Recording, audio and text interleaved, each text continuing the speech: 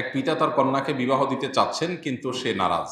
তাকে জিজ্ঞেস করা হলে তার ব্যক্তি রুচি বা শারীরিক কোনো সমস্যা আছে কিনা, সে বলল না। তাহলে কেন বিবাহ করতে চাচ্ছে না? সে উত্তর দিল, দাম্পত্য জীবন তার কাছে কঠিন মনে হয়। সে একাকী জীবন কাটাতে চায়। তার এক কথায় সে বিবাহ করবে না। পড়াশোনায় সে মাস্টার্স শেষ করেছে। তার বাবার আর্থিক অবস্থাও ভালো না। এই অবস্থায় তার সাথে তার পিতার মুআমালাত কেমন হবে? প্রথম কথা হলো যে কোনো নারী বা পুরুষ যদি বিবাহ না করে একাকী জীবনযাপন করতে চায় এবং সে যদি তার চরিত্রের হেফাজত করবার ব্যাপারে কনফিডেন্ট থাকে, তাহলে সেক্ষেত্রে ইসলাম তাকে বাধ্য করে না বিবাহ করতে। এরকম ক্ষেত্রে যে বাবা মা আর্থিকভাবে অসচ্ছল, তাহলে সেক্ষেত্রে আজকাল বিভিন্ন উপায়ে উপার্জন করে বাবা মাকে সহযোগিতা করার সুযোগ একজন নারীর জন্য থাকে। তিনি সেই চেষ্টা করবেন, বাবা মার উপরে বোঝা হবেন না। এটা হলো মৌলিক কথা। এরপর আসা যাক এই বিবাহের প্রতি যে অনাগ্রহ, এই অনাগ্রহের কারণ কি? এটা অবশ্য ব্যক্তি ভেদে ভিন্ন হতে পারে। যার ব্যাপারে প্রশ্ন করা হয়েছে, হতে পারে তার কোনো যৌক্তিক কারণ আছে। হয়তো তার মানসিক ভীতি কাজ করছে, যেটা হয়তো কাউন্সেলিং এর মাধ্যমে ঠিক হতে পারে। আমার বিশ্বাস বা ধারণা যে এর মাধ্যমে ঠিক হতে পারে। অতএব ভালো কাউন্সিলরের মাধ্যমে যদি তাকে কাউন্সেলিং করানো হয়, বোঝানো হয় এবং উদ্যোগ নেওয়া হয়, হয়তো তার এই বিবাহ ভীতি দূর হবে।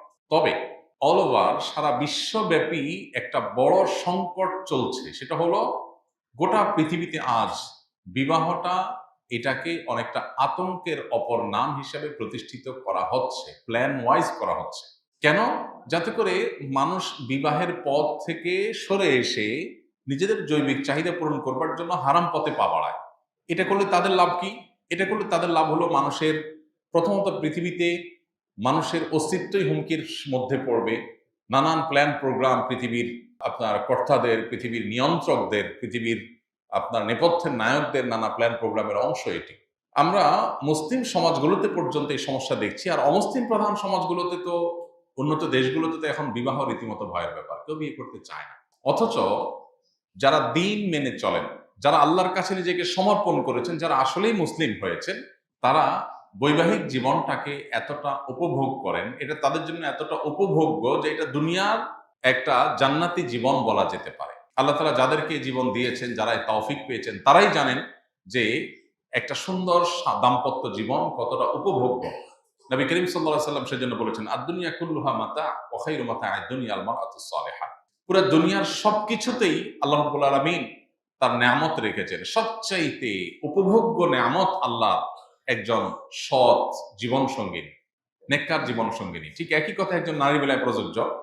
তার জন্য একজন সৎ নেককার জীবন সঙ্গী পাওয়া সবচেয়ে উপভোগ্য। এখন বিবাহটাকে ভীতিকর বিষয়ে পরিণত করা হয়েছে নানাভাবে।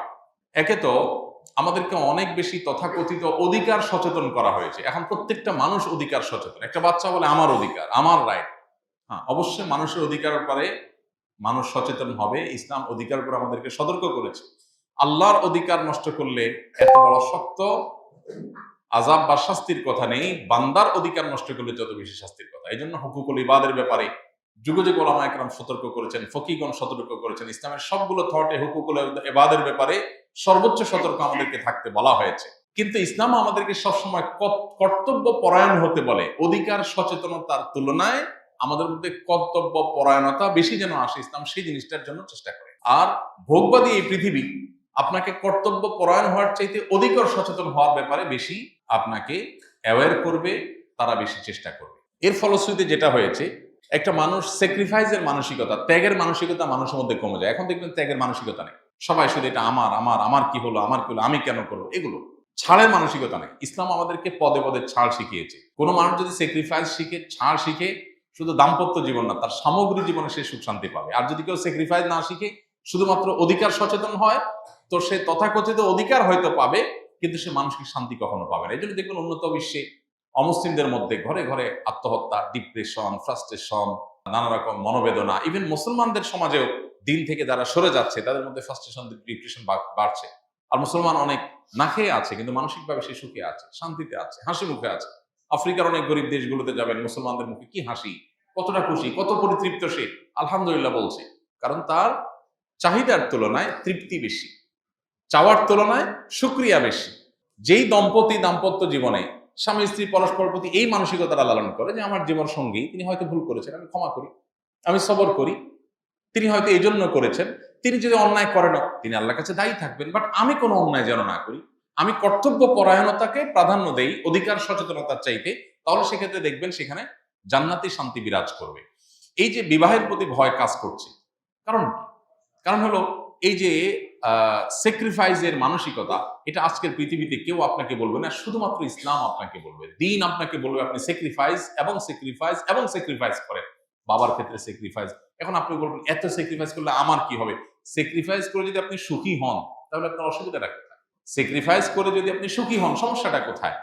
এখন বাবা ছেলে মেয়ের জন্য স্যাক্রিফাইস করে সুখী হয় না, হয় না? একজন বাবা মায়ের কাছে নিজে ভোগ করাটা মজার নাকি বাচ্চাদেরকে ভোগ করাটা মজার হয়?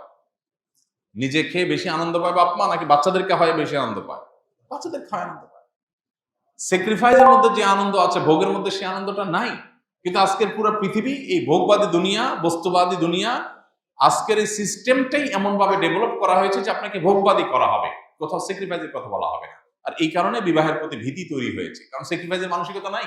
কেউ স্যাক্রিফাইস করতে চায় না, কেউ শেয়ার করতে চায় না। উন্নত দেশগুলোতে বিয়ে তো হয়, বিয়ে না, এটা হলো মেস সিস্টেম, মেস হোস্টেল। মেসের মধ্যে একই রুমে ৩-৪ জন থাকে না, শেয়ার করে করে, এরকম এই মেসের যে সমস্ত আপনার রুমমেট আছে, স্বামী স্ত্রী উন্নত দেশগুলোতে বেশিরভাগ ক্ষেত্রে এরকম। কারণ স্বামী স্ত্রী দুজনেই উপার্জন করে, দুজনের টাকা পয়সা আছে, দুইজন শেয়ানে শেয়ান, কেউ কারোর মানতে রাজি না। ঠিক আছে, তাহলে তুমি রুম ভাড়া দাও, আমি বিদ্যুৎ বিল দিই, তুমি গ্যাস বিল দাও, আমি পানি বিল দিই। রুমমেট একসাথে আছে স্বামী স্ত্রী। আর ইসলাম বলে সমস্ত আর্থিক দায় দায়িত্ব স্বামীর, আর স্ত্রী তার স্বামীকে সার্বিকভাবে সহায়তা করবেন, ভেতরের টোটাল সাইডটা সামলাবেন। আল্লাহ তাআলা নারীকে যে সৃষ্টি করেছেন, তার বডির যে স্ট্রাকচার আল্লাহ তাআলা দিয়েছেন, এই স্ট্রাকচারটারই বলছে যে তাকে আল্লাহ তাআলা ঘরে থেকে ভেতরের সাইডটাকে সামলাবার জন্য বলেছে। একটা রাষ্ট্র চলার জন্য অনেক সেক্টরের অনেক রকম মানুষ লাগে। যারা নিরাপত্তার দায়িত্বে নিয়োজিত তারা অফিসে বসে থাকলে হবে না, আবার যারা প্রশাসন চালাবে তারা নিরাপত্তার জন্য বের হলে হবে না। একটা রাষ্ট্র চলার জন্য যেরকম বিভিন্ন ডিপার্টমেন্ট ভাগ করা আছে, আল্লাহ রাব্বুল আলামিন আমাদের পৃথিবীর স্বকীয়তা স্বভাবতা ঠিক রাখার প্রয়োজনে পুরুষদেরকে বাহিরের সব হ্যাসেল নেওয়ার দায়িত্ব দিয়েছেন, আর নারীদেরকে ভেতরের বিষয়গুলোকে সামাল দিতে বলেছেন। এটা তাদের বডির স্ট্রাকচার দিকে তাকালে বোঝা যায় আল্লাহ তাকে কিভাবে তৈরি করেছেন। নারীর বক্ষে আল্লাহ তাআলা বাচ্চার খাবার রেখেছেন। এখন এই খাবারটা তো কর্মস্থলে দেয়াটা তার জন্য খুব বেশি স্বস্তিদায়ক না, তার জন্য এটা স্বস্তিদায়ক হলো বাসায় দেওয়াটা। নারীর গর্ভে আল্লাহ তাআলা সন্তান ধারণ করার ক্ষমতা দিয়েছেন, পুরুষের গর্ভে সেটা দেন নাই। তাহলে সেক্ষেত্রে নারী সন্তান গর্ভে ধারণ করে অফিস আদালতে যাওয়া, কাজ করা, মাটি কাটা, রাস্তায় যাওয়া, এগুলো তার জন্য স্বস্তিদায়ক না, বাসা তার জন্য উপযোগী। অতএব তার কর্মস্থল কি কোথায় হবে, তার অবস্থান কোথায় হবে, তার রোলটা কি হবে, একটা ফ্যামিলির উন্নতির কোন অংশটা তিনি দেখবেন, এই বিষয়গুলো আল্লাহ তাআলা তার বড় স্ট্রাকচারের মধ্যে দিয়ে রেখেছে। দেখলে তাকালে বোঝা যায়। এখন আপনি এক করে ফেলতে চাচ্ছেন। ইসলাম সমতায় বিশ্বাস করে না, ইসলাম বিশ্বাস করে ন্যায্যতায়।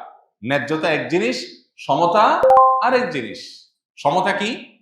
একটা ছেলের জ্বর হয়েছে, ওর একটা ট্যাবলেট খাওয়াইছে, মেয়েটার জ্বর হয় নাই, ওরে ধরে ট্যাবলেট খাওয়াই দেন, এটা হলো সমতা। কারণ দুইটা ছেলে মেয়ে, একটা ট্যাবলেট খাইছে আরেকটা খাবে না কেন? সমতা হলে দুজনকে খাওয়াই দিবেন। আর ইসলাম বলে না, ন্যায্যতা, যার যেটা দরকার। একজনের ট্যাবলেট দরকার, তারা ট্যাবলেট খাওয়ান, আরেকজনের ট্যাবলেট দরকার নেই, তারা খাওয়ায়েন না, এটাই হলো ন্যায্যতা। অতএব ন্যায্যতা ইনসাফকে নিশ্চিত করে, সমতা সবসময় ইনসাফকে নিশ্চিত করে না। সমতা যদি সবসময় আপনার মানদণ্ড হয় ইনসাফের, তাহলে সেক্ষেত্রে জুলুম হবে অনেক ক্ষেত্রে। একজনের জামার সাইজ হবে 18, আরেকজনের বয়স কম, তার জামার সাইজ হয়তো 10। আপনি যে বলেন না দুইটাই তো আমার সন্তান, সাইজ দুইটারই সমান কিনবো, তাহলে জুলুম হবে না একজনের প্রতি?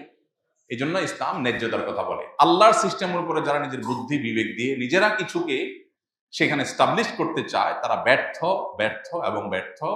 পৃথিবীর ইতিহাস প্রমাণ করে, বাস্তবতা প্রমাণ করে। অর্থাৎ বিবাহ ভীতি যারা তৈরি করেছে পৃথিবীতে, এরা বিবাহ বহির্ভূত সম্পর্ককে অ্যাপ্রিসিয়েট করতে গিয়ে করেছে, এদের নিজেদের জীবন জ্বলে পড়ে ছাই এবং সারখার হয়ে যাচ্ছে।